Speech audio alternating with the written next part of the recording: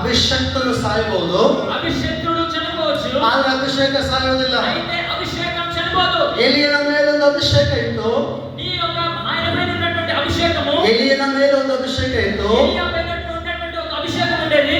ಎಲಿಷಾ ಬಂದು ಕೇಳ್ತಾನೆ, ಸ್ವಾಮಿ 2 ಪಾಲು ನನಗೆ ಬೇಕು. ఎలీషా వచ్చి అడుగుతున్నాడు, ప్రభువా 200 నాకు ఆశీర్వాదం కావాలి. 2 ಪಾಲು ಅಭಿಷೇಕ ಎಲಿಷನಿಗೆ ಸಿಕ್ತು. ఎలీషాకు 2 ಪಾಲು ಅಭಿಷೇಕ ಎಲಿಷನಿಗೆ ಸಿಕ್ತು. 200గా అభిషేకం ఆయనకి దొరికింది. హల్లెలూయా. హల్లెలూయా. ಆದರೆ ಎಲಿಷನ ಮೇಲಿದ್ದ ಅಭಿಷೇಕ, అయితే ఎలీషా మీద ఉన్నటువంటి అభిషేకము ಗೆಹಜಿ ಹೊಂದಿಕೊಳ್ಳಬೇಕಾಗಿತ್ತು. గెహజీ పొందుకోవాల్సింది. ಆದರೆ ಗೆಹಜಿ ಅಭಿಷೇಕಕ್ಕೆ ಕೊಡೋ ಪ್ರಾಮುಖ್ಯತೆಯನ್ನ ಹಣಕ್ಕೆ ಕೊಟ್ಟುಬಿಟ್ಟ. అయితే గెహజీ అభిషేకానికి ఇవ్వాల్సినటువంటి ప్రాముఖ్యతను డబ్బుకి ఇచ్చేశాడు. ಹಾಗಾಗಿ ಅವನ ಅಭಿಷೇಕ ಕಳ್ಕೊಂಡ, అలాగే అభిషేకాన్ని వాడు పొందలేకపోయాడు. ಕುಷ್ಠ ಹತ್ತಿಸ್ಕೊಂಡ, కుష్ఠరోగాన్ని తెచ్చుకున్నాడు. హల్లెలూయా. హల్లెలూయా. ಎಷ್ಟಕ್ಕೆ ಅರ್ಥ ಆಗ್ತದೆ ನನ್ನ ಶಬ್ದ? ఎంతమందికి అర్థమవుతుందండి?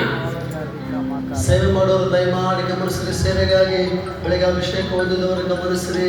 మరి సేవకులు ఒకసారి గమనించండి. మరి పొద్దున అభిషేకాన్ని పొందుకున్నటువంటి సేవకులకు సిద్ధమైనటువంటి వారందరూ కూడా గమనించండి. ಹಣಕ್ಕಾಗಿ ಸೇವೆ ಮಾಡಬಾರ್ದು, ಹಣಕ್ಕಾಗಿ ಸೇವೆ ಮಾಡಬಾರ್ದು. డబ్బు కొరకు పరిచర్య చేయకూడదు, సేవ చేయకూడదు. హల్లెలూయా. ಏನ್ ಹೇಳಿದೆ ನಾನು? ಹಣಕ್ಕಾಗಿ ಸೇವೆ ಮಾಡಬಾರದು. ಜೋರಾಗಿ ಹೇಳ್ರಿ. ಹಣಕ್ಕಾಗಿ ಸೇವೆ ಮಾಡಬಾರದು. ಹಲೋ, ಹಣ ಬೇಕಂದ್ರೆ ಕೆಲಸಗಳು ಬೇಕಾದಷ್ಟಿದಾವೆ. అయితే డబ్బు కావాలంటే చాలా పనులు ఉన్నాయండి. ಅನೇಕ ಬಿಸ್ನೆಸ್ಗಳಿದಾವೆ, చాలా వ్యాపారాలు ఉన్నాయి.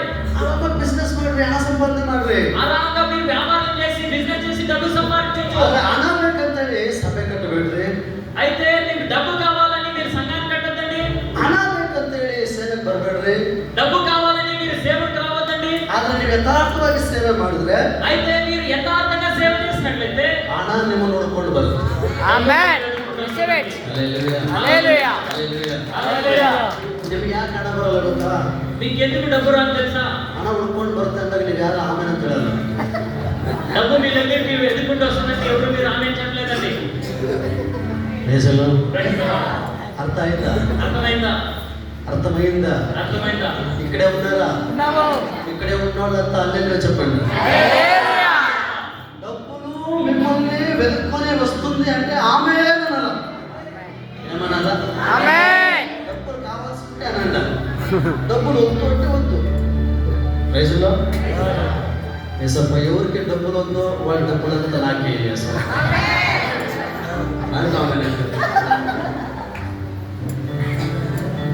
ಅಭಿಷಕ್ತರು ಒಂದು ಆಶೀರ್ವಾದ ಮಾತನಾಡಿದ್ರೆ ಆಮೇಲೆ ತಿಳ್ಕೋಬೇಕು. అభిషేకులు ఒకవేళ ఆశీర్వాద వచనాన్ని ఒకవేళ చెప్పిన వెంటనే మీరు ఏం చేయాలంట?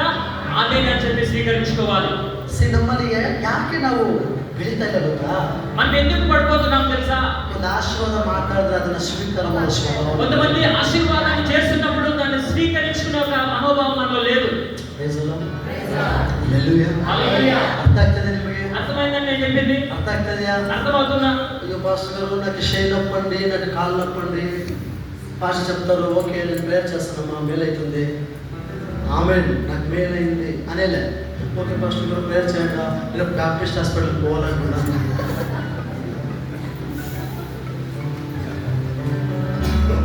నువ్వు బ్యాప్టిస్ట్ హాస్పిటల్కి పోయేట్లుంటే నేను ప్రేయర్ చేయడానికి ట్రీట్మెంట్ బాగా కాలేదు.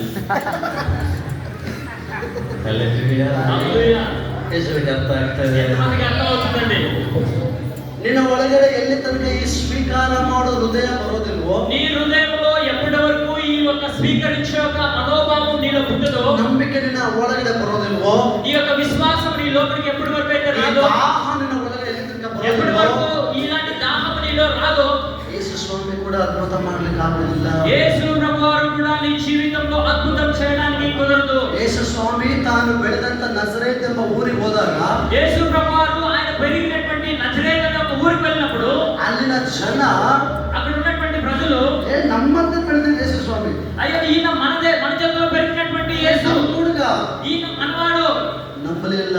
ఎవరు కూడా నమ్మలేదండి. ಆತನನ್ನು ನಂಬದೆ ಹೋದ ಕಾರಣ ఆయన నమ్ముకోకుండా పోయారు కాబట్టి ದೇವವಾಕ್ಯ ಹೇಳುತ್ತೆ, దేవుని యొక్క వాక్యం తెలియజేస్తుంది, ಆತನು ಅಲ್ಲಿ ఆయన అక్కడ ಅದ್ಭುತಗಳನ್ನ అద్భుతాన్ని ಮಾಡಲಿಲ್ಲ, ಅಲ್ಲ ಮಾಡಲಿಕ್ಕಾಗಲಿಲ್ಲ. అక్కడ ఆయన చేయలేదని కాదు, అక్కడ చేయడానికి కుదరలేదు. ಸ್ವಾಮಿಗೇನೆ ಆಗ್ಲಿಲ್ವಂತೆ ಮಾಡ್ಲಿಕ್ಕೆ. యేసు ప్రభువారే అక్కడ చేయడానికి కాలేదంటండి. ಯೇಸು ಸ್ವಾಮಿ ದೇವರು నిజ, యేసు ప్రభువారు దేవుడు నిజమే. ಆದ್ರೂ ಆತನಿಗೆ ಕೆಲವೊಂದು ಮಾಡ್ಲಿಕ್ಕೆ ಆಗಲ್ಲ. అయినప్పటికీ కూడా ఆయన కొన్ని కార్యాలు చేయడానికి కుదరలేదు. ಯಾವಾಗ ಗೊತ್ತಾ? ఎప్పుడు తెలుసండి? ನಮ್ಮಲ್ಲಿ ನಂಬಿಕೆ ಇಲ್ಲದೆ ಇರುವಾಗ. మనలో విశ్వాసం లేకున్నప్పుడు. ಅದಕ್ಕೆ ದೇವರ ವಾಕ್ಯ ಹೇಳುತ್ತೆ, అయితే దేవుని యొక్క వాక్యం తెలియజేస్తుంది. ನಂಬಿಕೆ ಇಲ್ಲದೆ ದೇವರನ್ನು ಮೆಚ್ಚಿಸುವುದು అయితే విశ్వాసం లేకుండా దేవుని మెప్పించుట ಅಸಾಧ್ಯ. అసాధ్యమండి. ಹಾಗಾದ್ರೆ ಇವತ್ತು ನಿನ್ನ ಒಳಗೆ ಒಂದು ನಂಬಿಕೆ ಇರಬೇಕು. అయితే ఈ దినమానాల్లో మన జీవితంలో ఒక విశ్వాసం ఉండాలి. ಸೇವಕರು ನಿನ್ನ ಮೇಲೆ ಆಶೀರ್ವಾದ ಹೇಳುವಾಗ ಆಮೇಲೆ ಅಂತೇಳಿ ರೆಸ್ಯೂ ಮಾಡುವಂತ ಸ್ವಭಾವ ನಿನ್ನ ಒಳಗಡೆ ಇರಬೇಕು. అయితే సేవకులు ఒక ఆశీర్వాద వచనాన్ని నీ పైన చెప్పినప్పుడు దాన్ని విశ్వాసంతో అంగీకరించిన మనోభావం నీవు కలిగి ఉండాలి. ನೋಡಿ, ಎಲಿಷಾ ಅಭಿಷೇಕ ಹೊಂದಿಕೊಂಡಿದ್ದ. అయితే ఎలీషా అభిషేకాన్ని పొందుకున్నాడు. ಈ ಎಲಿಷನ ಮೇಲಿಂದ ಅಭಿಷೇಕದ 2 ಪಟ್ಟು ಹೊಂದಿಕೊಳ್ಳಬೇಕಾದ ಜವಾಬ್ದಾರಿ ಗೆಹಜಿ ಮೇಲಿತ್ತು. అయితే ఎలీషా ద్వారా రెండింతలుగా ఆశీర్వాదాన్ని పొందుకునే ఒక జవాబారి గెహజీకి ఉండాల్సిందే. ಆದ್ರೆ ಗೆಹಜಿ ಏನ್ ಮಾಡ್ತಾರೆ ಗೊತ್ತಾ? అయితే గెహజీ ఏం చేశాడు తెలుసా? ಹಣದಿಂದ ಹೋಗ್ತಾನೆ. అయితే డబ్బు వెనక్కి వెళ్ళిపోయాడండి. ಆ ಹಣದಿಂದ ಹೋಗಿ ಹಣ ಹೊಂದಿಕೊಳ್ತಾನೆ. అయితే అక్కడ డబ్బు వైపు వెళ్ళి డబ్బు తీసుకుంటున్నాడు. ಹಣದ ಜೊತೆಗೆ అయితే ఆ డబ్బు చేతిలో ಕುಷ್ಠರೋಗ ಫ್ರೀ ಆಗಿ ಬರುತ್ತೆ. ఆ కుష్ఠాన్ని కూడా ఫ్రీగా తీసుకొని వచ్చాడు. ಹಲ್ಲೆಲೂಯಾ. హల్లెలూయా. ಯೇಸುವಿಗೆ ಅರ್ಥ ಆಗ್ತಾ ಇದೆ. ఎంతమందికి అర్థమవుతుందండి? ಹಲ್ಲೆಲೂಯಾ. హల్లెలూయా. ನಿಮಗೆ ಇದೊಂದು ಗೊತ್ತಾ? మీకు ఇంకోటి తెలుసా అండి? ಇದೊಂದು ಗೊತ್ತಾ? ఇంకోటి తెలుసా? ಕುಷ್ಠರೋಗ ಅವನಿಗೆ ಮಾತ್ರ ಬರಲಿಲ್ಲ, అయితే కుష్ఠరోగం వానికి మాత్రమే రాలేదండి. ಅವನ ಸಂತತಿಗೆ ಬಂತು. వాని సంతానం అంతటికి కూడా వచ్చింది. ನಾನು ಫಸ್ಟ್ ಹೇಳಿದೆ ದೇವ್ರ ಜೊತೆ ಆಟ ಆಡಬೇಡ್ರಿ. ಫಸ್ಟ್ ಹೇಳಿದೆ ನಾನು ದೇವ್ರ ಜೊತೆ ಆಟ ಆಡಬೇಡ್ರಿ. నేను ఫస్ట్ గానే చెప్పాను దేవుడితో ఆటాడొద్దు. ಯಾಕೆ ಗೊತ್ತಾ? ఎందుకు తెలుసా అండి? ದೇವ್ರು ಏನ್ ಕೊಟ್ರು? దేవుడు ఏమి ఇచ్చాడు? ತಲೆಮಾರು ಕೊಡ್ತಾನೆ. సంతతికి ఇచ్చేవాడుగా ఉన్నాడు. ಆಶೀರ್ವಾದ ಕೊಟ್ಟರು 1000 ತಲೆಮಾರು. ఆయన ఆశీర్వాదాన్ని ఇస్తే 1000 తలమార్ల వరకు ఇస్తాడు. ಶಾಪ ಕೊಟ್ಟರೆ 4 ರಿಂದ 10 తಲೆమారు. ఒకవేళ శాపాన్ని ఇచ్చినట్లయితే 4 నుండి 10 తలమార్ల వరకు ఇస్తాడు. పాస్టర్ ఏమో మేము చేస్తాంలేండి, మేము అనుభవించుకొని వెళ్ళిపోతాం. అయ్యో మేము పాస్టర్ గారు నేను చేస్తాను, మేమే అనిపించుకొని వెళ్తాం అనేది కాదండి. నువ్వు అనుభవిస్తావు, నీ బిడ్డలు వాళ్ళ బిడ్డలు అనుభవిస్తావు. దానికి మీరు నమ్మకస్తులుగా ఉంటే ఆశీర్వాదాన్ని దేవుడు 1000 తలమార్లు ఇస్తాడు. హల్లెలూయా. హల్లెలూయా. ಆದ್ರೆ ಎಷ್ಟು ತುಂಬಾ ಬೇಗ ಬರ್ತಾರೆ. అయితే యేసు ప్రభువు త్వరగా వస్తున్నాడండి. 1000 తಲೆమారు ಆಗ್ಲಿಕ್ಕೆ ಆಗೋದಿಲ್ಲ. అయితే ఒక 1000 తలమార్ల వరకు ఆయన చేసినా కాదు. ಒಂದು 2-3 ತಲೆಮಾರು ಆಗ್ಬೋದೇನೋ. ఒకవేళ 2-3 తలమార్లు అయ్యొచ్చేమో. 1000 ತಲೆಮಾರಿನ ಆಶೀರ್ವಾದ ಎಲ್ಲ ಪ್ಯಾಕ್ ಮಾಡಿ 2-3 ತಲೆಮಾರಿಗೆ ದೇವರು ಕೊಡ್ತಾರೆ. అయితే 1000 యొక్క ఆశీర్వాదాన్ని 2-3 తలాలుగా ఇచ్చేస్తాడు. ನಾನು ನಿಮಗೆ ಆ ಥರ. నేను చెప్పేది ఆ విధంగానండి. ಹಲ್ಲೆಲೂಯಾ. హల్లెలూయా. ನಾನು ಉದಾಹರಣೆ ಕೊಡ್ತೇನೆ ನಿಮಗೆ. నేను ఒక ఉదాహరణ మీకు చెప్తానండి. ಅನೇಕ ಸಾರಿ ನಿಮಗೆ ಹೇಳಿದ್ದೇನೆ, నేను చాలా సార్లు మీకు చెప్పాను. ಇನ್ನೊಂದು ಸಾರಿ ಹೇಳ್ತೀನಿ. ఇంకొకసారి నేను చెప్తాను. ನಾನು ಇಂಟರ್ನ್ಯಾಷನಲ್ ಫ್ಲೈಟ್ ಹತ್ತಲಿಕ್ಕೆ ನನಗೆ 32 ವರ್ಷ ಬೇಕಾಯಿತು. నేను ఇంటర్నేషనల్ ఒక ఫ్లైట్ ఎక్కడానికి 32 సంవత్సరాలు అయిందండి. ಆದ್ರೆ ನನ್ನ ಮಗಳಿಗೆ 6ನೇ ವಯಸ್ಸಿಗೆ ಇಂಟರ್ನ್ಯಾಷನಲ್ ಫ್ಲೈಟ್ ಹತ್ತಿದೆ. అయితే నా కుమారుడికి 6వ సంవత్సరంలోనే ఫ్లైట్ ఎక్కడానికి దేవుడు అవకాశం ఇచ్చాడు. ಹಲ್ಲೆಲೂಯಾ. హల్లెలూయా. ನಾನು ನನ್ನ ಹೆಂಡತಿ ಮಾತಾಡ್ಕೊಳ್ತಾ ಇದ್ದೀವಿ. నేను నా భార్య మాట్లాడుకునేవాడు. ಅಯ್ಯೋ ನೋಡಮ್ಮ, ನಾವೆಲ್ಲ ಫ್ಲೈಟ್ ಹತ್ತಿ ಈ ತರ ಇಂಟರ್ನ್ಯಾಷನಲ್ ಫ್ಲೈಟ್ ಎಲ್ಲ ಬರ್ಲಿಕ್ಕೆ ನಾವು 30 ವರ್ಷ ಬೇಕಾಯ್ತು. ಜಸ್ಟ್ 6 ವರ್ಷಕ್ಕೆ ಫ್ಲೈಟ್ ಹತ್ತಿ ಬಿಟ್ಟಿದ್ದಲ್ಲ ಅಂತ ನಾನು ಹೇಳಿದೆ. అయితే నేను మా భార్య మాట్లాడుకునేవాడు. మనమందరం కూడా ఇంటర్నేషనల్ ఫ్లైట్ ఎక్కడానికి 32 సంవత్సరాలు అయింది. అయితే జెస్సీ 6 సంవత్సరాలకి ఎక్కేసింది కదా అని ನಾನಂದೆ, నేను అన్నాను. ಜೆಸ್ಸಿ 6 ವರ್ಷಕ್ಕೇನೆ, ನನ್ನ ಮಗಳು 6 ವರ್ಷಕ್ಕೇನೆ ಫ್ಲೈಟ್ ಹತ್ತಿದಾಳಂದ್ರೆ ಅವ್ರ ಮಕ್ಕಳು ಇನ್ನಷ್ಟು ಬ್ಲೆಸ್ ಆಗಿರ್ತಾರೆ ಅಂತ. అయితే నేను అన్నాను, నా కుమార్తె 6 సంవత్సరాలతో ఒకవేళ ఎక్కేసిందంటే ఆమె పుట్టేటువంటి పిల్లలు ఇంకెంత ఆశీర్వాదాన్ని పొందుకుంటారు. ಅದಕ್ಕೆ ನಾನು ಏನು ಹೇಳಿದ್ರು, అందుకే నా భార్య అండి, ನಾವು 10,000 20,000 ಕೊಟ್ಟು ಫ್ಲೈಟ್ ಟಿಕೆಟ್ ತಗೊಂಡು ಫ್ಲೈಟ್ ಹತ್ತುತ್ತೀವಿ. మనం 10,000 20,000 టికెట్ తీసుకొని మనం ఫ్లైట్ ఎక్కుతాము. ಮೇ ಬಿ ಅವರೆಲ್ಲ ಸ್ವಂತವಾಗಿ ಫ್ಲೈಟ್ ಓಡಿಸ್ಕೊಂಡು ಹೋಗ್ತಾರೆ. ఫ్లైట్ తీసుకొని వాళ్ళే నడుచుకుంటూ వెళ్తారండి. ಹಲ್ಲೆಲೂಯಾ. హల్లెలూయా. ಹಲ್ಲೆಲೂಯಾ. హల్లెలూయా.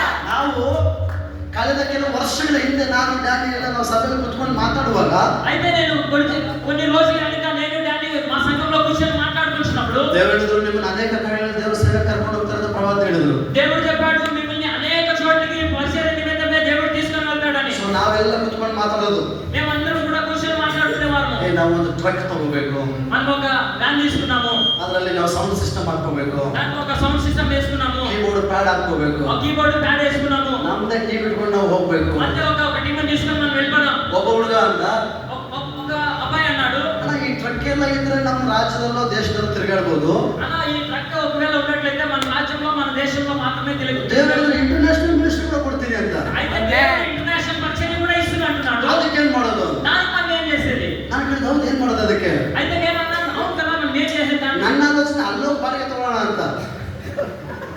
నాకు వచ్చిన ಅಲ್ಲಿ ಹೋಗಿ ಬಾಡಿಗೆ ತಗೊಳ್ಳೋಣ ಅಂತ. అయితే నా ఆలోచన ఏమంటే అక్కడికి వెళ్ళి బాడిగ తీసుకుందాము అని. ಆದ್ರೆ ಇವ್ರು ಹೇಳ್ದ అయితే ఈయన అన్నాడు ನಾವೇ ಒಂದು ಬೋಯಿಂಗ್ 777 ಫ್ಲೈಟೇ ತಗೊಂಡ್ಬೇಡ ನಾನು. హల్లెలూయా. ಎಷ್ಟು ಗೊತ್ತಾ ಫ್ಲೈಟ್? ఫ్లైట్ అంటే తెలుసా అండి? 1300 ಕೋಟಿ. 1300 కోట్లు. ನಾವೆಲ್ಲ ಆಮೇಲೆ ಅಂತದ್ದು. ఆమేన్. ಅಂದಿಲ್ಲ ಅಂತ ನಾನು ಆಮೇಲೆ ಅಂತ. ఇవన్నీ కూడా నేను ఆమేన్ అంటాను. ದೇವ್ರು ಫ್ಲೈಟ್ ಕೊಡ್ತಾರೆ. దేవుడు ఖచ్చితంగా ఫ్లైట్ ఇస్తాడు అసలు. ಸ್ವಲ್ಪ ಯಾರು ಆಮೇಲೆ ಅಂದ್ರೆ ಅವ್ರು ಮಾತ್ರ ಫ್ಲೈಟ್ ಅನ್ಸತ್ತೆ. ఏసప్ప ఎవరైతే ఆమేన్ అంటే వాళ్ళందరికీ కూడా ఫ్లైట్. Praise the Lord. ನೋಡಿ ನಮ್ಮ ವಿಶ್ವಾಸ ನಮ್ಮ ನಂಬಿಕೆ ಆ ಥರ ಇರಬೇಕು. మనం చూడండి మన విశ్వాసము మన యొక్క విశ్వాసం ఆ విధంగా ఉండాలి. ಈ ಲೋಕವನ್ನ ಜಯಿಸಿರುವುದು ನಾವು ಕ್ರಿಸ್ತನ ಮೇಲೆ ఈ ನಂಬಿಕೆ. యొక్క లోకాన్ని జయించేది మన విశ్వాసం మాత్రమే. ಹಲ್ಲೆಲೂಯಾ. హల్లెలూయా. ಒಂದು ದಾಹ ಇರಬೇಕು, ఒక దాహం కలిగి ఉండాలి. ನಂಬಿಕೆ ಇರಬೇಕು, ఒక విశ్వాసం కలిగి ఉండాలి. ಅಭಿಷೇಕವನ್ನು ಹೊಂದಿಕೊಳ್ಳತಕ್ಕಂಥ ದಾಹ ನಿನ್ನ ಒಳಗಡೆ ಇದ್ರೆ, అభిషేకాన్ని పొందుకోవాలని ఒక దాహం నీలో ఉన్నట్లయితే ಅಭಿಷೇಕ ನಿನ್ನನ್ನು ಬದಲಾವಣೆ ಮಾಡುತ್ತೆ. అభిషేకం నిన్ను మార్పు చెందిస్తుంది. ಅಭಿಷೇಕ ಇರ್ತಕ್ಕಂಥ ಎಲಿಷ ಸತ್ತೋದ. అభిషేకం ఉన్నటువంటి ఎలీషా చనిపోయాడండి. ಅವನ ಮೇಲಿದ್ದ ಅಭಿಷೇಕ ಗೆಹಜಿ ಕೊಡ್ಲಿಕ್ಕೆ ಆಗ್ಲಿಲ್ಲ, వాటిలో ఉన్నటువంటి అభిషేకాన్ని గేహజీ కూడా కుదరలేదు. ಸತ್ತೋದ. ఆయన చనిపోయాడు. 1 ವರ್ಷ ಆಯ್ತು, ఒక సంవత్సరం అయిపోయింది. ಸಮಾಧಿ ಆಯ್ತು, ఆ సమాధి అయిపోయింది. ಎಲ್ಲ ಶರೀರ ಕೊಳ್ತೋಗಿ ఆ శరీరం అంతా కూడా పాడైపోయింది. ಎಲುಬುಗಳೆಲ್ಲ ಒಣಗಿ ಆಚೆ ಬಂದವು. ఆ ఒక ఎముకలంతా కూడా ఎండిపోయి బయటకు వచ్చేసాయి. ಆ ಸಮಾಧಿಯ ಪಕ್ಕದ ದಾರಿಯಲ್ಲಿ ఆ సమాధి పక్కలో ఉన్నటువంటి దారిలో ಯಾರೋ ಒಬ್ಬರು ಒಬ್ಬ ಶವನ ಹೊತ್ಕೊಂಡು ಹೋಗ್ತಾ ಇದ್ರು. ఎవరో ఒకరు ఒక శవాన్ని తీసుకుని ఆ దారిలో వెళ్తున్నారు. ಏನೋ ಗಲಾಟೆ ಆಯ್ತು, ఏమో ఒక గొడవైంది. ಆ ಶವವನ್ನ ಬಿಸಾಕಿದ್ರು. ఆ ఒక శవాన్ని అక్కడే పారేస్తారు. ದೇವರು ಕೇಳುತ್ತೆ, దేవునికి వాక్యం తెలియజేస్తుంది. ಅಕಸ್ಮಾತ್ ಆಗಿ అకస్మాత్తుగా ಶವ ಹೋಗಿ ఆ శవం వెళ్ళి ಆ ಎಲಿಷನ ಎಲುಬಿಗೆ ಟಚ್ ಆಯ್ತು. ఆ ఒక ఎలీషా ఒక ఎముకకు టచ్ అయిందంటండి. ನಿಮಗೆ ಗೊತ್ತಾ? మీకు తెలుసా అండి? ಸತ್ತ ಶವ ತಕ್ಷಣ ಎದ್ದು ನಿಂತ್ಕೊಂಡು ಏನಲ್ಲ ಅರ್ಥ? ಅಭಿಷೇಕ್ತನು ಸಾಯಬಹುದು, అభిషేకుడు చనిపోవచ్చు. ಆದ್ರೆ ಅಭಿಷೇಕ ಸಾಯೋದಿಲ್ಲ. అయితే అభిషేకం ಹಲ್ಲೆಲೂಯಾ, ಹಲ್ಲೆಲೂಯಾ. ಈ ಅಭಿಷೇಕ ఈ యొక్క అభిషేకము ಸತ್ತದನ್ನ ಜೀವಕ್ಕೆ ತರುತ್ತೆ. చనిపోయిన దాన్ని జీవింపజేస్తుంది. ಪ್ರಾರ್ಥನಾ ಜೀವಿತ ಸತ್ತೋಗಿದ್ಯಾ? ప్రార్థన జీవితం చనిపోయిందా? 2 ನಿಮಿಷ 5 ನಿಮಿಷ 10 ನಿಮಿಷ ಅಷ್ಟೇ ಪ್ರಾರ್ಥನೆ ಮಾಡ್ಲಿಕ್ಕೆ ಆಗ್ತಾ ಇರೋದು. ಇವತ್ತು ಅಭಿಷೇಕ ಹೊಂದಿಕೋ, ನಿನ್ನ ಪ್ರಾರ್ಥನಾ ಜೀವಿತ ಮತ್ತೆ ಜೀವಕ್ಕೆ ಬರುತ್ತೆ. ವಾಕ್ಯ ಅರ್ಥ ಆಗ್ತಾ ಇಲ್ವಾ? ವಾಕ್ಯ ಧ್ಯಾನ ಮಾಡ್ಲಿಕ್ಕೆ ಆಗ್ತಾ ಇಲ್ವಾ? ಇವತ್ತು ದೇವರ ಸನ್ನಿಧಾನದಲ್ಲಿ ಅಭಿಷೇಕ ಹೊಂದಿಕೋ, ವಾಕ್ಯ ಓದೋ ಪ್ರತಿ ಸಾರಿ ದೇವರ ಸ್ವರ ನೀನು ಕೇಳಲಿಕ್ಕೆ ಆಗುತ್ತೆ. ಅಯ್ಯೋ, ಯಾವ ಕೆಲಸಕ್ಕೆ ಕೈ ಹಾಕಿದ್ರು ನಷ್ಟವಾಗ್ತಾ ಇದೆಯಾ? ಇವತ್ತು ಅಭಿಷೇಕ ಹೊಂದಿಕೋ, ಈ ಅಭಿಷೇಕ ನಿನಗೆ ಜಯವನ್ನು ತಂದು ಕೊಡುತ್ತೆ. ಹಲ್ಲೆಲೂಯಾ. ಅಭಿಷೇಕಕ್ಕೆ ಸಾಮರ್ಥ್ಯ ಇದೆ, అభిషేకానికి సామర్థ్యం ఉన్నది. ಅಭಿಷೇಕ ಕಾರ್ಯ ಮಾಡುತ್ತೆ, అభిషేకం కార్యం జరిగిస్తుంది. ಅಭಿಷೇಕ ಬದಲಾವಣೆ ತರುತ್ತೆ. అభిషేకం బదలావణ తీసుకొని ಆದ್ರೆ వస్తుంది. ನಿನ್ನ ಒಳಗಡೆ ದಾಹ ಇರಬೇಕು ಅಭಿಷೇಕಕ್ಕಾಗಿ. నీ యొక్క జీవితంలో దాహం కలిగి ఉండాలి. ಆ ಸ್ತ್ರೀಗೆ ದಾಹ ಇತ್ತು. ఆ స్త్రీకు దాహం కలిగి ఉందండి. ಹೇಗಾದ್ರೂ ಮಾಡಿ ನನ್ನ ಕಾಯಿಲೆ ವಾಸಿ ಆಗ್ಬೇಕು. ఎలాగైనా చేసి నాకున్నటువంటి రోగంగా బాగా కావాలి. ಅನೇಕ ಪ್ರಯತ್ನ ಪಟ್ಟಿದ್ದೀನಿ. అనే చాలా ప్రయత్నాలు చేశాను. ಇದು ಕೂಡ ಒಂದು ಪ್ರಯತ್ನ ಪಡ್ತೀನಿ. ఈ రోజు నేను ఇంకొక ప్రయత్నం చేస్తాను. I will receive the anointing. ನಾನು ಅಭಿಷೇಕವನ್ನು ಹೊಂದಿಕೊಳ್ಳುತ್ತೇನೆ. నేను అభిషేకాన్ని పొందుకుంటాను. Praise the Lord. Praise the Lord. Hallelujah. Hallelujah. ಹೇಳಿದ ಅರ್ಥ ಆಗ್ತಾ ಇದೆಯಾ? చెప్తున్నా అర్థమవుతుందండి. ಇವತ್ತು ನೀನು ಹೊಂದಿಕೊಳ್ಳಕ್ಕೆ ಸಿದ್ಧವಾಗಿದ್ರೆ ఈ రోజు నీవు పొందుకోవడానికి ఒకవేళ సిద్ధపడినట్లయితే ಪರಿಶುದ್ಧಾತ್ಮನ ಬೆಂಕಿ ಅಭಿಷೇಕ ದೇವರ ಮೇಲೆ పరిశుద్ధాత్మ దేవుని అగ్ని అభిషేకం ఇప్పుడు రిలీజ్ అవుతుందండి. ಈ ಅಭಿಷೇಕ ನಿನ್ನ ಮೇಲೆ ಬರುವಾಗ ఈ అభిషేకం నీ పైన వస్తున్నప్పుడు ನಿನ್ನ ಜೀವಿತದಲ್ಲಿ ಬದಲಾವಣೆ నీ ಕಾಣುತ್ತೆ. జీవితంలో బదలావణ చూస్తామండి. ಹಲ್ಲೆಲೂಯಾ. ಅನಾರೋಗ್ಯ ಇದೆಯಾ? అనారోగ్యం ఉన్నదా? ಅಭಿಷೇಕ ವಾಸಿ ಮಾಡುತ್ತೆ. అభిషేకం నిన్ను విడుదల చేస్తుంది. ಸೋಲಿದೆಯಾ? నీ యొక్క జీవితంలో జోలుకోకుండా ಅಭಿಷೇಕ ಜಯ ತಂದುಕೊಡುತ್ತೆ. అభిషేకం నీ జయింపజేస్తుంది. ಕಷ್ಟಗಳಿದಾವ? నీ యొక్క కష్టాలు ఉన్నాయా? ಅಭಿಷೇಕ ಜಯಿಸುವಂತೆ ಮಾಡುತ್ತೆ. అభిషేకమును జయింపలాగా చేస్తుంది. ಕ್ರಿಸ್ತನಿಗೆ ಸಾಕ್ಷಿಯಾಗಿ ನಿಲ್ಲಕ್ಕೆ ಆಗ್ತಾ ಇಲ್ವಾ? క్రీస్తు కొరకు సాక్షిగా ఉండడానికి చాదవట్లేదా? ಅಭಿಷೇಕ ನಿನ್ನ ಸಾಕ್ಷಿಯನ್ನಾಗಿ ಎದ್ದು ನಿಲ್ಲಿಸುತ್ತೆ. అభిషేకం నీకు సాక్షికరంగా నిన్ను లేపి నిలబెడుతుంది. ಆಕೆಯ ಮೇಲೆ ಅಭಿಷೇಕ ಚಲಿಸದು. ఆయన పైన దేవుడు అభిషేకం చెల్లిస్తుంది. ನೋಡಿ, ಯೇಸು ಸ್ವಾಮಿಯ ಮೇಲಿದ್ದಂತ ಬಲ ಅಭಿಷೇಕ ಆಕೆಯ ಮೇಲೆ ಚಲಿಸುವಾಗ ఇప్పుడు చూడండి, యేసు ప్రభువులో ఉన్నటువంటి బలము అభిషేకము ఆమె దగ్గరికి వెళ్ళినప్పుడు ಆಕೆಯ ಜೀವಿತ ಸಂಪೂರ್ಣವಾಗಿ ಬದಲಾವಣೆ. ఆమె జీవితం సంపూర్ణ మార్పు చెంది ఉన్నది. ಹಲ್ಲೆಲೂಯಾ. ಹಲ್ಲೆಲೂಯಾ. ಕೊನೆಯ ವಾಕ್ಯ ಭಾಗಕ್ಕೆ ಬರುವಾಗ ఈ యొక్క ఆఖరి భాగానికి మనం వచ్చినప్పుడు ಸ್ವಾಮಿ ಕೇಳ್ತಾರೆ, ಯಾರು ಮುಟ್ಟಿದ್ದು? అప్పుడు స్వామి అడిగితే ఎవరు నన్ను ముట్టింది? ಆಕೆ ಬರ್ತಾಳೆ, ఆమె వస్తుందండి. ಸ್ವಾಮಿ ನಾನೇ ಹುಟ್ಟಿದ್ದು, ప్రభువా నేనే పుట్టాను. ಆಕೆ ಈ ದೇಶದ ಮಾತು ಹೇಳ್ತಾರೆ, అప్పుడు ఆమెకి యేసు ప్రభువా ఒక మాట అంటాడండి, ಮಗಳೇ కుమార్తె, ಮಗಳೇ మగళే, ಮಗಳೇ. కుమార్తె. ನೋಡಿ, ಅಭಿಷೇಕ ನಿನ್ನ ಮೇಲೆ ಬರುವಾಗ అభిషేకం నీ పైన వచ్చినప్పుడు ನಿನಗೂ ದೇವರಿಗೂ ವೈಯಕ್ತಿಕ ಸಂಬಂಧ ಏರ್ಪಾಟಾಗುತ್ತೆ. నీకు దేవునికి వైదిక సంబంధం ఏర్పాటవుతుందండి. ಅಭಿಷೇಕ ಆಕೆ ಮೇಲೆ ಹೋದ ತಕ್ಷಣ అభిషేకము ఆమె లోపలికి వెళ్ళిన తర్వాత ಆಕೆಯನ್ನು ನೋಡಿ ಸ್ವಾಮಿ ಹೇಳ್ತಿದ್ದಾರೆ, ಮಗಳೇ. ఆమెను చూసి యేసు ప్రభువా అంటాడు, కుమార్తె. ಹಲ್ಲೆಲೂಯಾ. హల్లెలూయా. ಇವತ್ತು ಅನೇಕ ಸಾರಿ మరి ఇప్పుడు చాలా సార్లు ಕುಟುಂಬದಲ್ಲಿ ನಮ್ಮವರೇ ನಮ್ಮನ್ನು ಗುರುತಿಸೋದಿಲ್ಲ, కుటుంబంలో మన వారే మనల్ని గుర్తించరండి. ಗಂಡ ಗುರುತಿಸೋದಿಲ್ಲ, మన భర్త మనల్ని గుర్తించుడు, ಹೆಂಡತಿ ಗುರುತಿಸೋದಿಲ್ಲ, భార్య గుర్తించుడు, ಮಕ್ಕಳು ನಮ್ಮನ್ನು ಗುರುತಿಸೋದಿಲ್ಲ, పిల్లలు మనల్ని గుర్తించుడు, ತಂದೆ ತಾಯಿಗಳು ನಮ್ಮನ್ನು ಗುರುತಿಸೋದಿಲ್ಲ, తల్లిదండ్రులు మనల్ని గుర్తించుడు, ನಮ್ಮ ಬಗ್ಗೆ ಯೋಚನೆ ಮಾಡೋದಿಲ್ಲ, నా కొరకు యోచన చేసేవారు లేరు, ಪ್ರೀತಿ ತೋರಿಸೋದಿಲ್ಲ. నా పైన ప్రేమ చూపించేవారు లేరు. ಆದರೆ ಅಭಿಷೇಕ ನಿನ್ನ ಮೇಲೆ ಇದ್ರೆ అయితే అభిషేకం నీ పైన ఉన్నట్లయితే ಪರಲೋಕಕ್ಕೂ ನಿನಗೂ ಒಂದು ಸಂಬಂಧ ಇದೆ. పరలోకానికి నీకు ఒక సంబంధం ఉందండి. ಮಗನೇ ಮಗನೇ ಎಂಬುದಾಗಿ ಕರೆಯುವಂತ ಸಂಬಂಧ కుమారుడా, ಇದೆ. కుమార్తె అనే ఒక సంబంధంగా ఏర్పడుతుందండి. ಇವತ್ತು ಆ ಡಿವೈನ್ ಕನೆಕ್ಷನ್ ನಿನ್ನ ಒಳಗೆ ಎಸ್ಟಾಬ್ಲಿಷ್ ಆಗಬೇಕು. అలాంటి ఒక సంబంధం ఈ రోజు ఏర్పాటు కావాలండి. ನಾನು ಆಗ್ಲೇ ಹೇಳಿದೆ, ಮನುಷ್ಯರನ್ನು ಕಳಿಸ್ಕೊಂಡು ದೇವರು ಆಶೀರ್ವಾದ ಮಾಡ್ತಾರೆ, మనుషులను తీసుకొని దేవుడు ఆశీర్వాదం చేస్తాడండి. ಆದ್ರೆ ದೇವರೇ ನಮ್ಮ ಜೊತೆ ಸಂಬಂಧಿ ಆಗಿದ್ರೆ, అయితే దేవుడే మనకు ఒక సంబంధిగా ఉన్నట్లయితే ಹಲ್ಲೆಲೂಯಾ. హల్లెలూయా. ಜನಕ್ಕೆ ಅರ್ಥ ಆಯ್ತು? ఎంతమందికి అర్థమవుతుందండి? ಸಿಎಂ ಪಿಎಂ ನಮ್ಗೆ ರಿಲೇಟಿವ್ ಆಗಿದ್ರೆ ನಾವು ಎಷ್ಟು ಖುಷಿ ಪಡ್ತೀವಿ. సీఎం పిఎం మనకి ఒక బంధువులు అయినట్లయితే మనం ఎంత ఖుషి పడతామండి. ಪರಲೋಕದ ತಂದೆ ನನಗೆ ಸಂಬಂಧ, పరలోకము దేవుని యొక్క తండ్రి మనకు సంబంధమైనట్లయితే ನಮ್ಮ ಜೀವಿತ ಎಷ್ಟು ಧನ್ಯವಾಗಿರುತ್ತೆ. మన జీవితం ఎంత ధన్యత కలిగి ఉంటుందండి. ಯೇಸು ಸ್ವಾಮಿಯನ್ನ ನಿನ್ನ ಸ್ವಂತ ರಕ್ಷಕನಾಗಿ ಅಂಗೀಕಾರ ಮಾಡಿಕೊಳ್ಳುವಾಗ యేసు ప్రభువారు నీ యొక్క సొంత రక్షకుడుగా నీవు అంగీకరించుకున్నట్లయితే ನಿನಗೆ ಆತನು ಈ ಮಗ ಮತ್ತು ಮಗಳು ಎನ್ನುವಂತ ಸಂಬಂಧ ಕೊಡ್ತಾರೆ. ఆయన నీకు ఈ యొక్క కుమారుడు కుమార్తె యొక్క సంబంధము ఏర్పడుతుందండి. ಯೇಸು ಸ್ವಾಮಿ ಹೇಳ್ತಾರೆ, యేసు స్వామి అంటున్నాడు, ಮಗಳೇ కుమార్తె ನಿನ್ನ ನಂಬಿಕೆ ನಿನ್ನ ಸ್ವಸ್ಥ నీ ಮಾಡಿದೆ, యొక్క విశ్వాసం నిన్ను బాగు చేసి ఉన్నది, ನಿನ್ನ ನಂಬಿಕೆ ನಿನ್ನ ಸ್ವಸ್ಥ నీ ಮಾಡಿದೆ, యొక్క విశ్వాసం నిన్ను బాగు చేసి ఉన్నది. ಸಮಾಧಾನದಿಂದ ಹೋಗು. సమాధానం కలిగి నీ వెళ్ళు. ಎಂತ ಸಮಾಧಾನದಿಂದ ಹೋಗು. ಎಂತ ಸಮಾಧಾನದಿಂದ ಹೋಗು. ಹೊರಗೆ ನಿಲ್ಲದೆ ಸಮಾಧಾನದಿಂದ ಹೋಗು. ಸಮಾಧಾನ ಒಂದು ಅರ್ಧ ಕೆಜಿ ಒಂದು ಕೆಜಿ ತಗೊಂಡೋಗ್ಲಿಕ್ಕಾಗುತ್ತೆ? ఈ సమాధానాన్ని అర్థమైతే ఒకే తీసుకొని వెళ్ళడానికి అవుతుందండి. ಆಗತ್ತಾ? అవుతుందా? ಆಗತ್ತಾ? అవుతుందా? ಬೇಕರಿಯಲ್ಲಿ ಸಿಗುತ್ತಾ ಸಮಾಧಾನ? బేకరీలో దొరుకుతుందా సమాధానం? ಅಥವಾ ಮಾರ್ಕೆಟ್ ಅಲ್ಲಿ ಸಿಗುತ್ತಾ?